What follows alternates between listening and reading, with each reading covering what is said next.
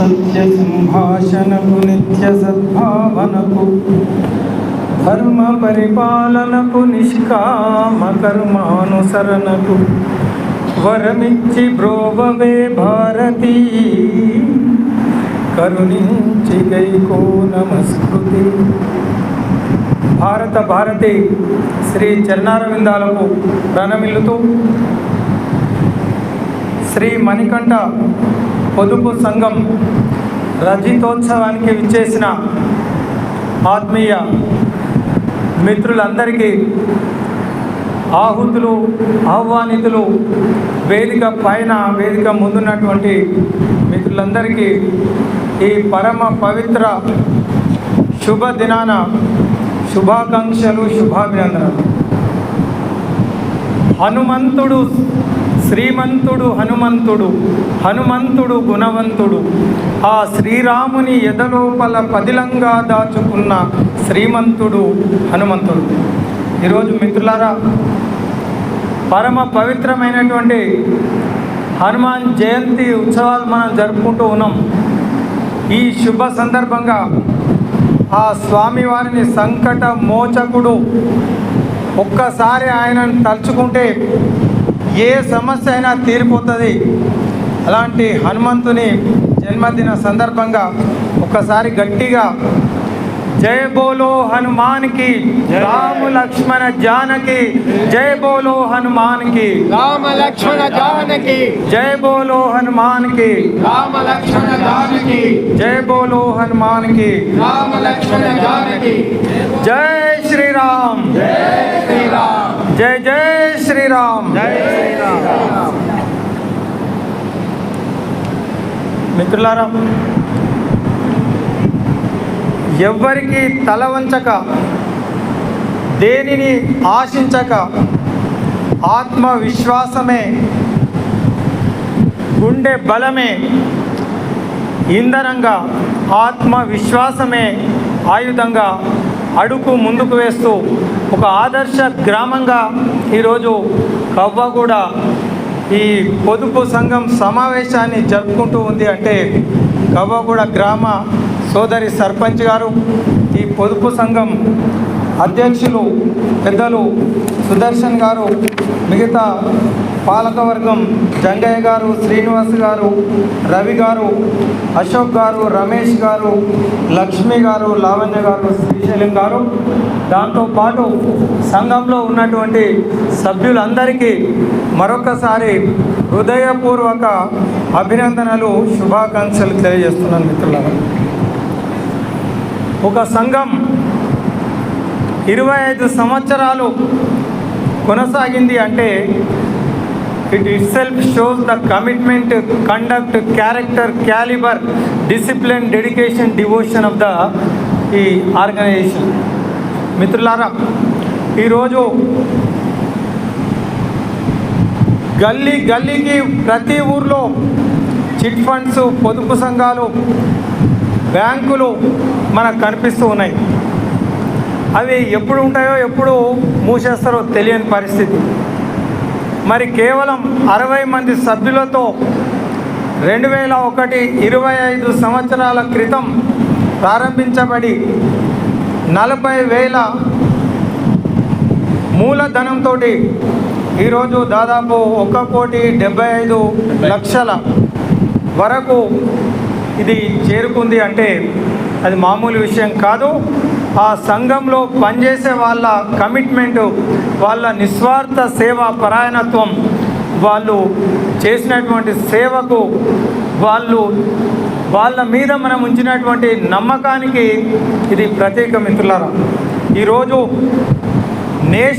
Nationalised banks సైతం ప్రతిరోజు మనం టీవీలలో చూస్తూ ఉన్నాం. ఎన్నో అవకతవకలు జరుగుతూ ఉన్నాయి. మనం దాచుకున్నటువంటి డబ్బు మరి మనల్ని మోసం చేసే పరిస్థితులు మనం టీవీలలో, పేపర్లలో చూస్తూ ఉన్నాం. అప్పులు, 100ల కోట్ల అప్పులు తీసుకొని ఎగవేసినటువంటి విజయ మాల్యా, కింగ్ఫిషర్, నీరవ్ మోడీ లాంటి మహానుభావులను కూడా మనం చూసినాం. అంటే డబ్బు అన్నది చాలా ముఖ్యం. ధనం మూలం ఇదం జగత్. ధనమేరా అన్నిటికీ మూలం, ఆ ధనము విలువ తెలుసుకొనుట మానవ ధర్మం. మరి డబ్బు సంపాదించడం ఎంత ముఖ్యమో దాన్ని దాచుకోవడం, ఆ దాచుకున్న దాన్ని కాపాడుకోవడం అంటే ఎర్నింగ్, సేవింగ్ అండ్ సెక్యూరిటీ, ఇది అన్నిటికంటే ముఖ్యమైనటువంటి విషయం. ఎంతో కష్టపడి సంపాదించినటువంటి నీతి నిజాయితీగా సంపాదించినటువంటి డబ్బు ఎక్కడ దాచుకోవాలనో తెలియదు.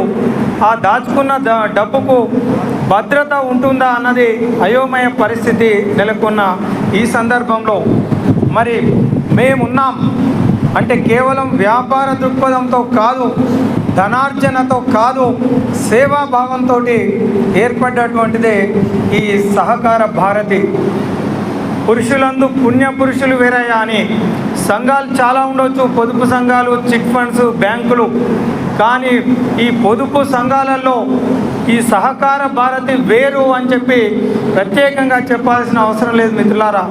మిగతా వ్యక్తిగతంగా చిట్ ఫండ్ నడిపించిన, బ్యాంకులు పెట్టిన వాళ్ళ ఉద్దేశం డబ్బులు సంపాదించడం, మోసం చేయడం.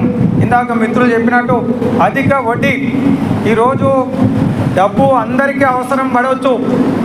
సామాన్యుడి నుంచి అంబానీ వరకు ఎవరికైనా డబ్బు అవసరం అన్నది ఉంటుంది.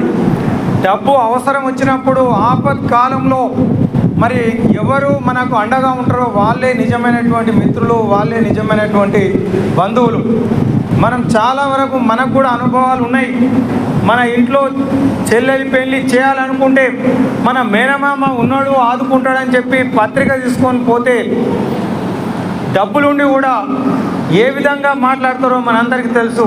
అరే ఇప్పుడే పెట్టుకున్నారా పెళ్ళి, ఎవరిని అడిగి పెట్టుకున్నారా, ఇప్పుడు నా దగ్గర కూడా ఏం లేవు, మేము కూడా చాలా ఇబ్బందులలో ఉన్నాము అని చెప్పి మన దగ్గరి బంధువులు కూడా మనకు అవసరానికి డబ్బులు ఇవ్వని పరిస్థితి ఉంటుంది. ఇక బ్యాంకుల గురించి చెప్పని అవసరం లేదు.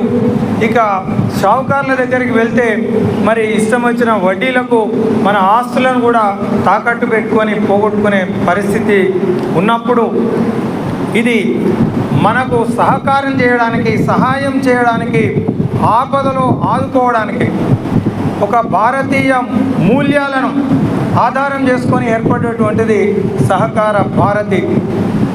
పరోపకారాయ ఫలంతి వృక్ష, పరోపకారాయ బహంతి నదియ, పరోపకారాయ దుహంతి గావ, పరోపకారాయ ఇదం శరీరం.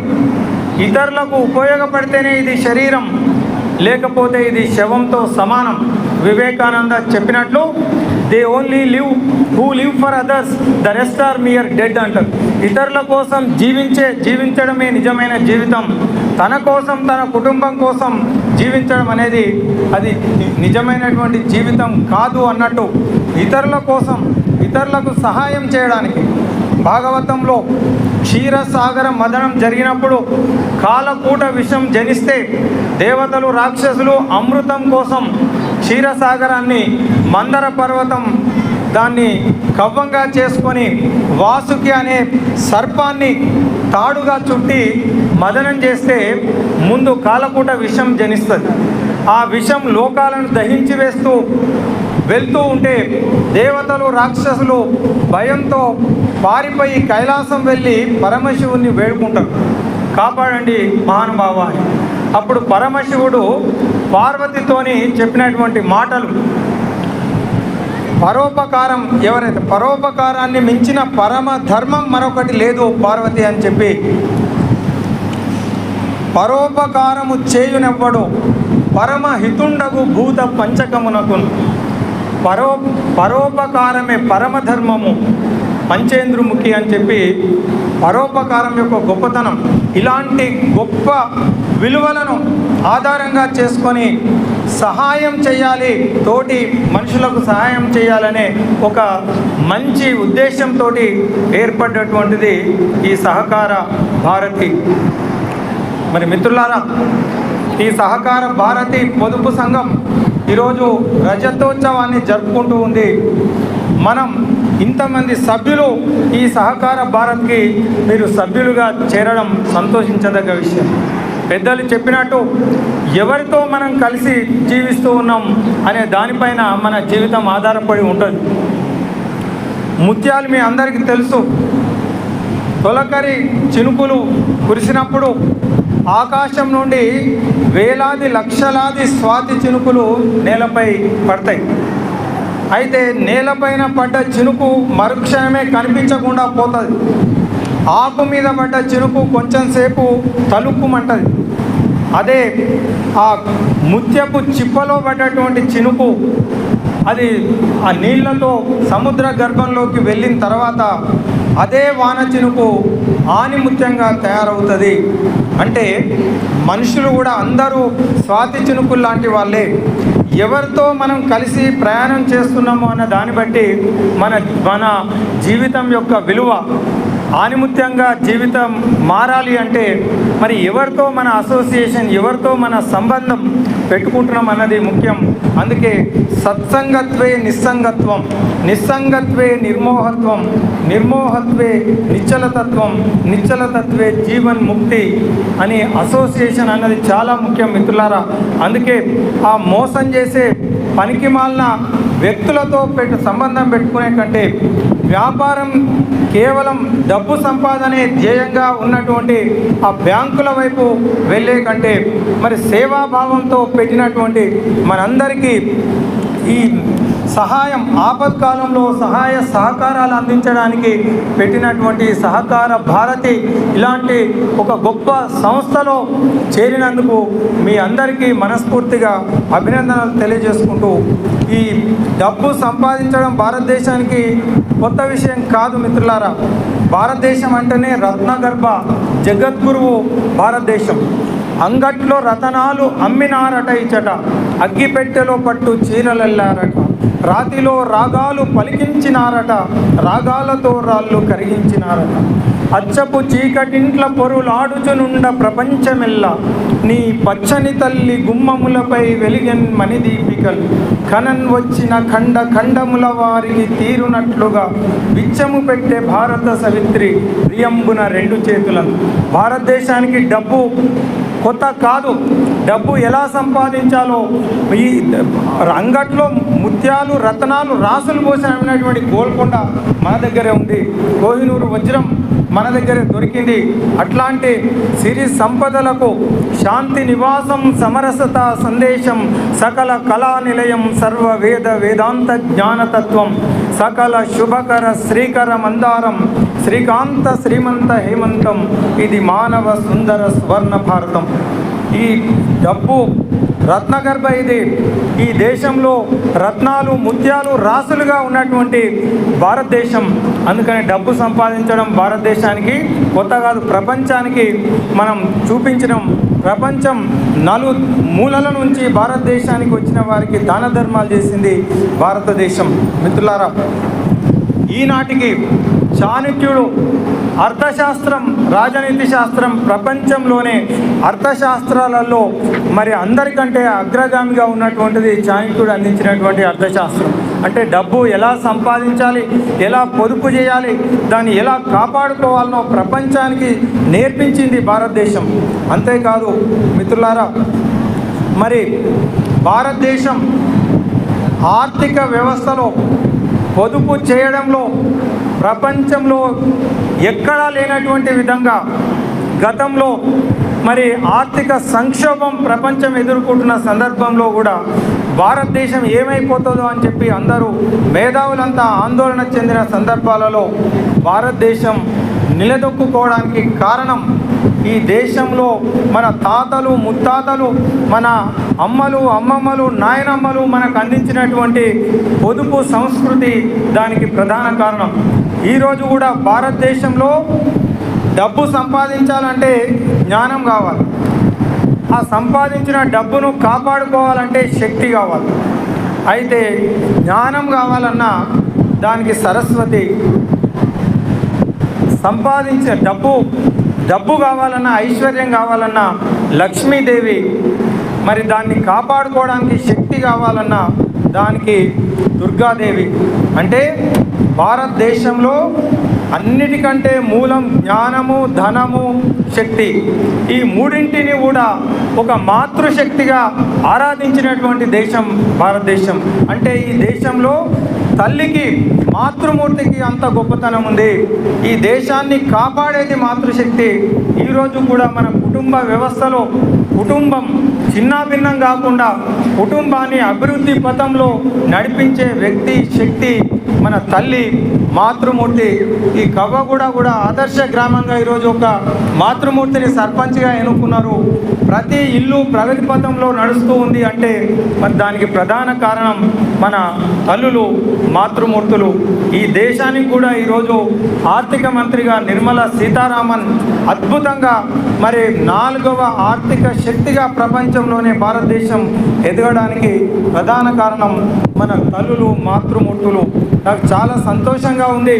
ఇంత పెద్ద ఈ హాలు దాదాపు సగానికి పైన మాతృమూర్తులతో నిండిపోయింది అంటే ఇది కవ్వగూడ యొక్క సంస్కారం, ఈ పొదుపు సంఘం యొక్క గొప్పతనం, మళ్ళీ మన మాతృశక్తుల యొక్క గొప్పతనాన్ని నాకు ఇంతకుముందు కూడా అమీర్పేటలో అట్లనే కనిపించింది. ఇక్కడ అంతకంటే ఎక్కువ ఈ పెద్ద హాల్లో కూడా మొత్తం తల్లులు నిండిపోయినరు. అందుకే ఆ తల్లికి వందనం చేయాలి మనం. తల్లిని నమ్ముకున్నవాడు ఎప్పుడు చెడిపోరు. అందుకనే అనురాగం, ఆత్మీయత కసలు పేరు అమ్మా, ఓర్పునకు అర్పణకు ఆనవాలు అమ్మ. అనురాగం, ఆత్మీయత కసలు పేరు అమ్మ, ఓర్పునకు అర్పణకు ఆనవాలు అమ్మ. ప్రతి మనిషి పుట్టుకకే పట్టుకొమ్మ అమ్మ, ప్రతి మనిషి పుట్టుకకే పట్టుకొమ్మ అమ్మ. ఈ లోకమనే గుడి చేరగా తొలివాకిలి అమ్మ. అమ్మదనమున ఎంత కమ్మదనముందిరా, అమృతమ్ముకే ఆమె తీపినే పిండిరా.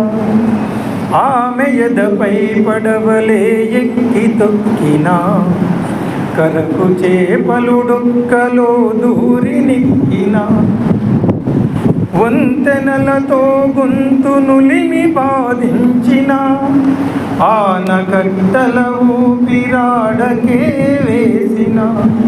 సస్య సంతానాలు ఎదిగి ఒదగాలని అనుశుభముగా తలచి అనువనువు పొంగు. అమ్మదనమున ఎంత కమ్మదనముందిరా, అమృతముకే ఆమె తీపినే పిండిరా. ఈ దేశంలో ఒక తల్లిగా, చెల్లిగా, అత్తగా, అమ్మగా మొత్తం కుటుంబ బాధ్యతను తన మీద వేసుకొని ముందుకు నడిపించే శక్తి స్త్రీ, ఒక తల్లి, మాతృమూర్తి. భర్త 10,000 సంపాదించిన, 10 లక్షలు సంపాదించిన, 10,000 సంపాదిస్తే 2,000 దాచాలనే గుణం మన తల్లికే ఉంటుంది. 10 లక్షలు సంపాదిస్తే 1,00,000 రూపాయలు చిట్టీలేసి కాపాడుకుంటుంది. ఆ విధంగా పొదుపు సంస్కృతి మన తల్లులు, మన అమ్మలు, అమ్మమ్మలు, నాయనమ్మలు తరతరాలుగా మనకు అందిస్తూ వస్తున్నారు. కాబట్టి మన భారతదేశం ఈరోజు ప్రపంచంలో ఆర్థిక సంక్షోభం వచ్చిన, ప్రపంచం అతలాకుతలమైన, చెక్కు చెదరకుండా అభివృద్ధి పథంలో దూసుకుపోవడానికి కారణం మన భారతదేశంలో ఉన్నటువంటి ఈ పొదుపు సంస్కృతి.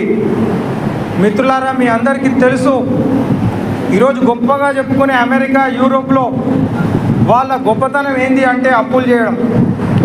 అంటే జీతం రాకముందే జీతానికి డబ్బులు ఖర్చు పెడతారు. అంటే క్రెడిట్ కార్డు సంస్కృతి ఇప్పుడిప్పుడు ఆ విష సంస్కృతి మన దగ్గర కూడా ప్రవేశపెడుతున్నారు.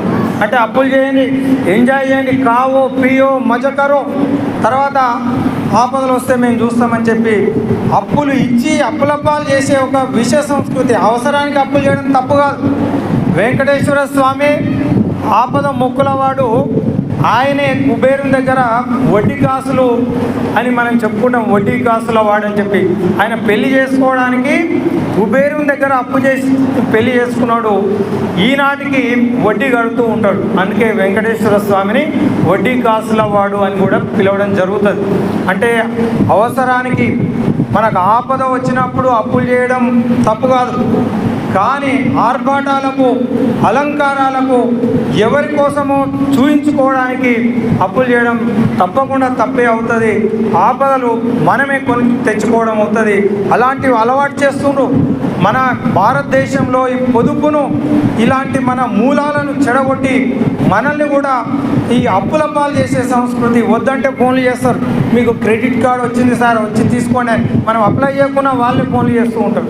ఈ క్రెడిట్ కార్డ్ అంటే అప్పు కార్డు అన్నట్టు, దాని పేరే క్రెడిట్ అంటే అప్పు. అప్పుకు వాడు కార్డు ఇవ్వడం.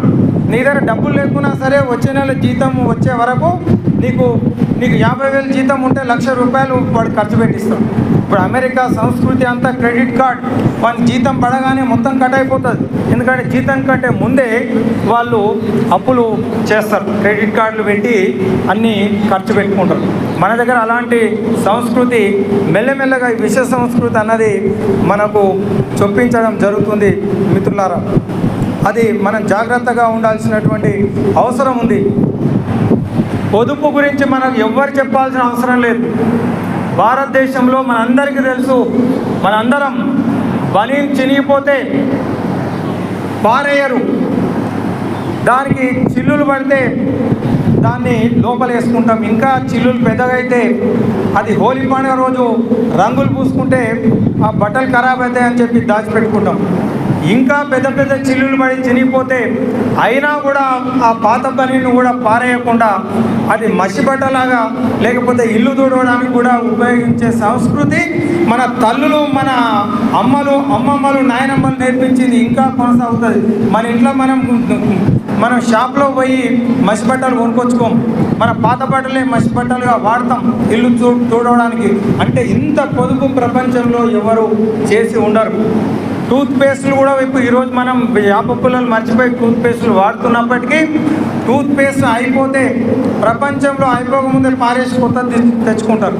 కానీ మనం దువ్వెనను పిండి చేసే అది ఉంటే దాన్ని పెట్టి దాన్ని మొత్తం ఒక్క ఇంత చిన్న పేస్ట్ కూడా లోపల మిగలకుండా దాన్ని పూర్తిగా వినియోగించుకుని తప్పు కాదు, ఇది గర్వకారణం.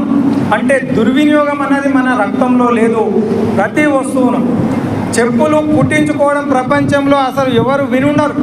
మన భారతదేశంలోనే తెగిపోతే కూడా చెప్పులు పారేయకుండా కుట్టించుకొని మళ్ళీ వాటిని వాడుకునే సంస్కృతి. అంటే ప్రతి వస్తువును జాగ్రత్తగా వాడుకోవడం అన్నది మన తాతలు ముత్తాతలు మనకు నేర్పించినటువంటి ఒక పొదుపు సంస్కృతి.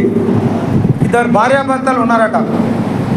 భార్యాభర్తలు వాళ్ళ ఇంట్లో దబ్బడం కనిపిస్తలేదు. ఇప్పుడు చేను కోసిండు, ఒడ్లు తీసుకొచ్చి సంచులు కుట్టాలంటే దబ్బడం దొరకలేదు. దొరకకపోతే ఆయన ఏం చేసిండంటే దేవునికి మొక్కిండు, దేవుడా ఈ దబ్బడం కనుక దొరికితే నీకు నూతన వస్త్రాలు సమర్పిస్తా, కొత్త బట్టలు పెడతా దేవుడా అని మొక్కిండు. పక్కనే ఇల్లు ఊపుతున్నది వాళ్ళ భార్య. వెంటనే చీపురుగట్ట పడేసి వచ్చింది. ఏమైనా నీకు బుద్ధి ఉందా? అసలు దబ్బడం పోతే కొత్త బట్టలు పెడతాను మొక్తావా? నువ్వు 10 రూపాయలు పెడితే కొత్త దబ్బడం వస్తుంది. ఆ దబ్బడం దొరికితే నువ్వు దగ్గర 1,500 రూపాయలు ఇప్పుడు బట్టలు ఎట్లా పెడతాం మనం దేవునికి? ఏమైనా బుద్ధి ఉండాలి నీకు, ఏం మాట్లాడుతున్నావు అని. సే నాకు అంత తెలియదు అని, నేను పెళ్లి చేసుకున్న తర్వాత నీ తెలివి నాకు వచ్చి ఉంటుంది సగము. నేను అంత తెలివి తక్కువ అని కాదు. దబ్బడం అయితే దొరికినాక దేవునికి నూతన అవసరం అంటే మన అయ్యగారు మన ఇంట్లో కొత్త బట్టలు లేకపోతే దూది ఉంటే అమ్మ దూది కొత్త బట్టలు లాగా దూదిని కూడా సమర్పిస్తా అని చెప్తాం కదా. ఆ దూది తీసుకుపోయి పెడితే కొత్త బట్టలు అయిపోతాయి. అంటే ఇలాంటి చాతుర్యం, చమత్కారం కూడా భారతదేశంలో మన రక్తంలో ఉన్నది. ఇద్దరు భార్యాభర్తలు 1/2 కిలో మాంసం తెచ్చి వండుకుర్రట. వండుకొని తినాలనుకోగానే ఒక చుట్టం వచ్చింది. చుట్టం రాగానే వీళ్ళకు ఏందది మరి తినముందే వచ్చిండు, మరి ఎట్లా పెడితే మనకు సరిపోదు, ఏం చేయాలని అంటే ఒక సలహా ఇచ్చాడు. వస్తే మరి ఏం చేద్దామని అంటే నేను కొట్టినట్టు చేస్తాను, నువ్వు ఏడ్చినట్టు చేయి. ఇక ఆయన వచ్చిండు, వీళ్ళు లోపలికి పోయిండ్రు. ఇంకా ఈయన కొట్టినట్టు చేస్తుండే, ఆమె ఏడ్చినట్టు చేస్తుంది. ఇక వచ్చిన ఆయన అనుకున్నాడు ఇదే రాకూడని టైంలో వచ్చినట్టున్నా ఇప్పుడు పరిస్థితి బాగలేదని వెళ్ళిపోయాడు. అంటే చాతుర్యం సంపాదన అది మంచిదని చెప్తలేను నేను, కానీ ఇలాంటి పరిస్థితి ఉంటుంది. ఇద్దరు కొత్తగా పల్లెటూరులో పెళ్లి చేసుకున్నారు, భార్యాభర్తలు. కొత్తగా పెళ్ళి అయిన పిల్లగానికి ట్రైన్లో తిరుపతి పోతున్నారు భార్యాభర్తలు. ఆ అమ్మాయి పల్లెటూరులో పెరిగింది, ఎప్పుడు పట్నం పోలేదు, ట్రైన్ చూడలేదు. ఆ రైల్వే స్టేషన్ పోయినప్పటి నుంచి ఆ అమ్మాయికి హైదరాబాద్ అంతా విచిత్రంగా కనిపిస్తుంది.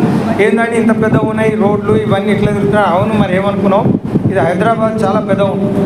ఆ ట్రైన్ చూసింది, అబ్బో ఇంత పెద్దగా ఉందండి, ఇది 30-40 డబ్బాలు ఉన్నాయంటే. అవును, ఇది బస్సు అనుకున్నావా, బస్సు అంటే ఒకటే, అని 50 మంది ఎక్కుతారు. ఇది 50-60 డబ్బాలు ఉంటాయి, 50-60 బస్సులతో సమానం. లోపలికి ఎక్కి కూర్చున్న తర్వాత ఆ ట్రైన్ డబ్బా అంతా చూసి ఆమెకు విచిత్రం అనిపిస్తుంది పిల్లకు. అక్కడిక్కడ చూసి అది ఒక చైన్ కనిపించింది. మొత్తం ఆ ఫ్యాన్లు, ఆ పడుకోవడం ఇవన్నీ చూసింది. ఇదేందండి అని అడిగితే ఇది చైన్ అన్నాడు. చైన్ అంటే ఏంటండి అంటే ఇది లాగితే ట్రైన్ ఆగిపోతుంది, ఆ ట్రైన్ పోతున్నది, అయితే ఒకసారి లాగండి అని.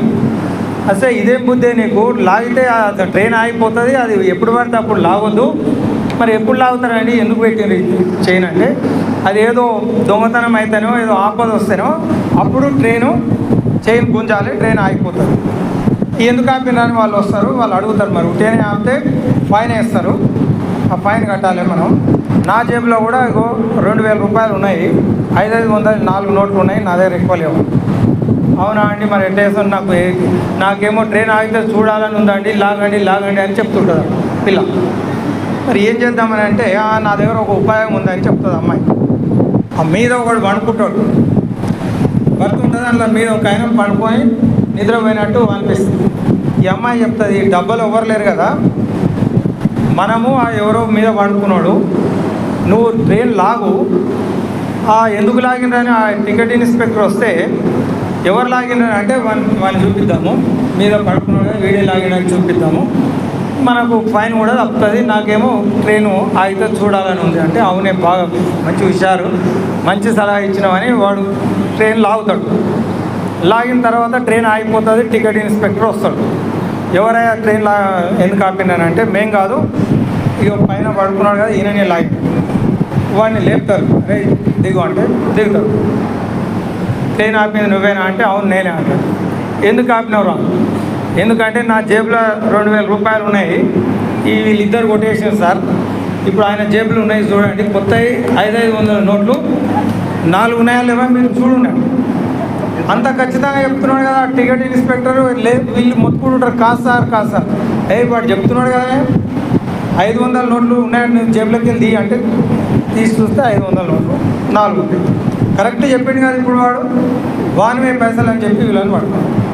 అంటే అతి తెలివి కూడా ఒక్కొక్కసారి పనిచేయదు మిత్రులారా. ఒక రాజ్యంలో ఒక రాజు, ఆయన ఏం చేసిండంటే సర్వే చేయించాడు. ఎవరు సంతోషంగా ఉన్నారో మీరు పోయి తిరిగి రాన్నారు. ఒక ఇంట్లో సంతోషంగా ఉన్నారని చెప్పి రిపోర్ట్ తీసుకొచ్చింది, ఆ ఇల్లు మాత్రం చాలా సంతోషం.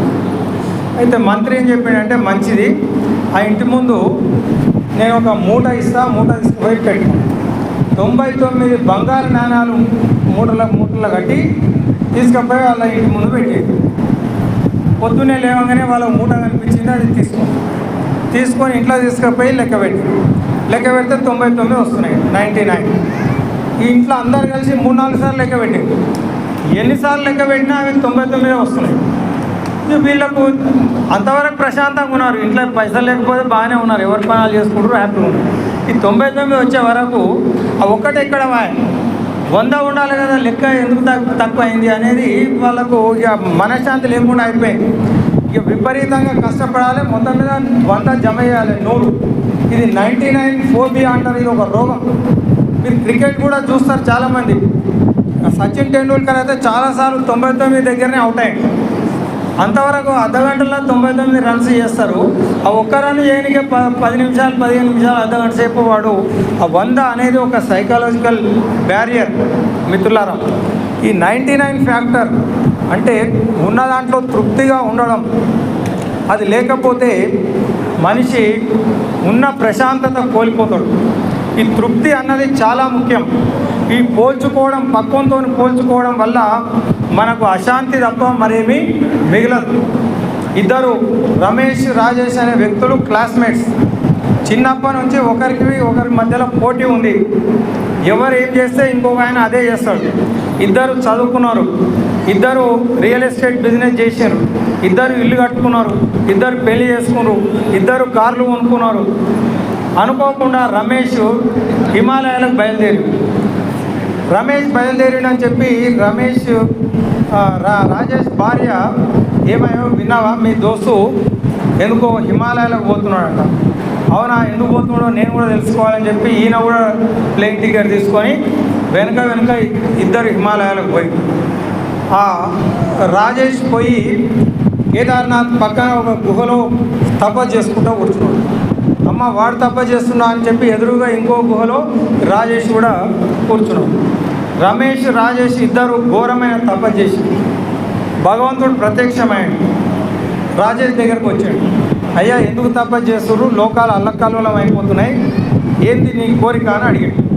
అప్పుడు రాజేష్ ఏం చేసిందంటే, సార్ ముందు మా ఎదురుగా మా ఫ్రెండ్ తపస్సు చేస్తున్నాడు దోస్తు, వాని దగ్గరికి పోండి, ఆయనను అడగండి, ఆయనకి ఏం కావాలనో తెలుసుకోండి, ఆయన ఏం అడుగుతాడో దానికి డబుల్ 2 రెట్లు నాకు ఇవ్వండి. అంటే ఆయన 10 కోట్లు అడిగితే నాకు 20 కోట్లు, ఆయన 10 కార్లు అడిగితే నాకు 20 కార్లు. ఈ దెబ్బతోని మా మధ్యలో పోటీ లేకుండా పోవాలి, ఇది ఈసారి తేలిపోవాలని చెప్పి. ఈ విచిత్రమైన కోరిక ఉందేనా, మీరు తపస్సు చేసి ఇట్లా చేస్తున్నారని. తర్వాత మంచిదని చెప్పి తదాస్తు అని ఇస్తాడు. నీ దోస్తు ఏమడిగితే అది నీకు డబల్. ఇక రమేష్ దగ్గర పోతాడు. అయ్యా, ఏంది నీ కోరిక, ఎందుకు తపస్సు చేస్తావు? సార్, ఇందాకనే నువ్వు మా దోస్తు దగ్గర పోయినావు కదా, వాడు ఏం అడిగిండో చెప్పు, ఆ తర్వాత నేను కోరుకుంటాను. ఆయన చెప్తాడు. విచిత్రంగా ఉన్నారు వీళ్ళు, వాడు అడిగింది నీకెందుకు, నీకేం కావాలో నువ్వు అడగాలి కదా అంటే, లేదు సార్ నువ్వు చెప్పాలి. వాడికి ఇట్లా అడిగిండు, నువ్వు ఏది అడిగితే నీకంటే డబ్బులు ఆయనకు కావాలన్నాడు, నేను ఇచ్చేసినాను. అవునా సార్ అని చెప్పి నాకు ఒక కన్ను వీకేశారన్న. ఇప్పుడు రమేష్కి ఒక కన్ను తీసేస్తాడు. అయితే రాజేష్కి ఇచ్చిన వరం ప్రకారం ఈయనకు ఒకటి తీస్తే ఆయనకు 2 తీయాలి, ఆయనకు 2 కన్నులు తీసేస్తాడు. అంటే అసూయ అన్నది ఎంత ప్రమాదకరమో. అసూయను మురికి కూపమందు మునిగినాను, అహంకృతిని అలంకృతిగా తలను దాల్చినాను. అసూయను మురికి కూపమందు మునిగినాను, అహంకృతిని అలంకృతిగా తలను దాల్చినాను. నేల విడిచి కర్ర వదిలి సాము చేసినాను, నాలో నీ ఉన్నావనే నిజం మరచినాను. ఎలా నన్ను బ్రోతువో వెంకట స్వామి. ఈ అసూయ, అహంకారం అన్నది అగ్ని లాంటిది. కట్టెలో కనుక అగ్ని ప్రవేశిస్తే అది కట్టెను దహించి వేసినట్టు మనిషి లోపల ఈర్ష్య, అసూయ, అహంకారము, రాగ ద్వేషాలు ఉంటే అది మనకే నష్టం చేస్తుంది. బీపీ, షుగరు రోగాలకు దారితీస్తుంది. కాబట్టి మిత్రులారా, సంతోషంగా ఉండాలంటే ఉన్న దాంట్లో తృప్తిగా ఉండడం ఒకటే మార్గం. కష్టాలు, సుఖాలు అన్నవి అందరికీ వస్తాయి. కేవలం జీవితం అంటే సుఖాలతోనే ఉండాలనుకుంటే అది పొరపాటు. మహాభారత యుద్ధం అయిపోయిన తర్వాత ధర్మరాజు, పాండవులు, ద్రౌపది, కృష్ణుడు కలిసి భీష్ముని దగ్గరికి, అంపశయ్య పైన ఉన్న భీష్ముని దగ్గరికి వెళ్తారు. అప్పుడు ధర్మరాజును చూసి భీష్ముడు ఒక మాట చెప్తాడు. రాజట ధర్మజుండు, సురరాజ సుతుండట ధన్వి, శాస్త్రవోద్వేజకం పైన గాంధీవము విల్లట, సర్వలోక సంరక్షకుండు సారథి అట చక్రి, ఉగ్ర గదాధరుండు భీముండు అయి యాజికి తోడు వచ్చునట, అట్టి వారికి ఆపదలు కలుగుటకేమి చిత్రము.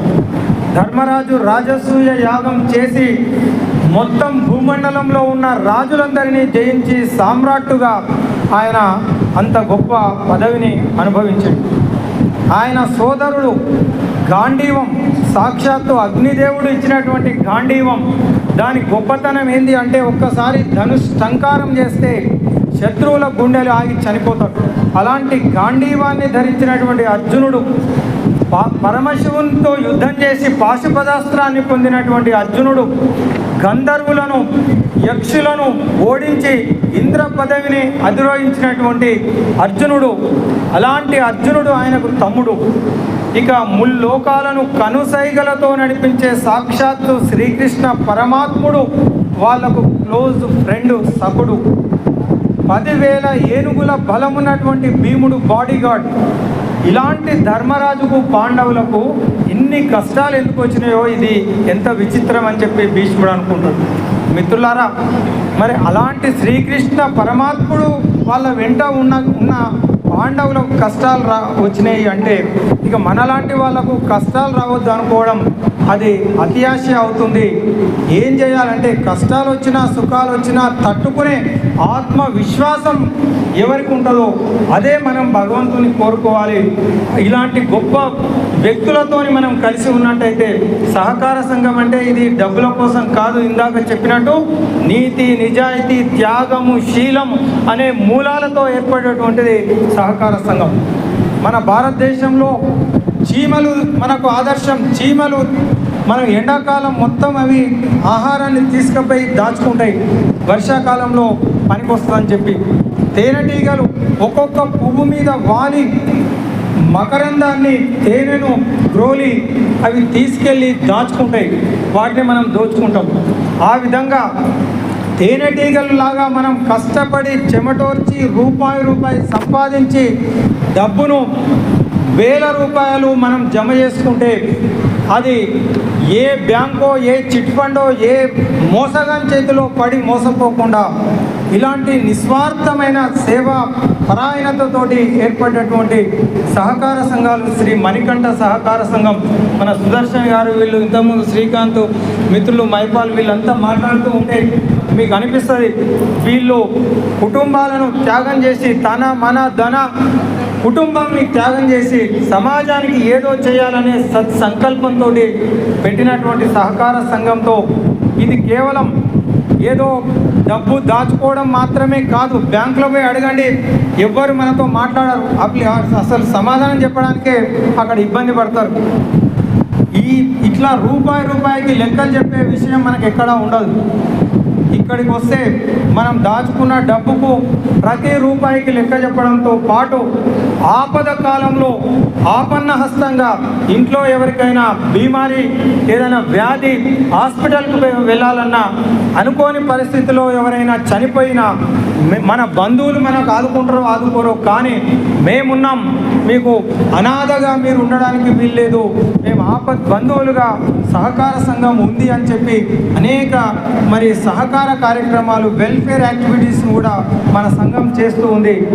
అంతేకాదు మాట సహాయం, మీకు ఏదైనా సమస్య వస్తే సమస్యకు పరిష్కారం సుదర్శన్ లాంటి పెద్దలు, మరి దీనికి ఆడిట్ నిర్వహించే మన బాలరాజు లాంటి ఒక్క రూపాయి కూడా తగ్గడానికి వీల్లేదు.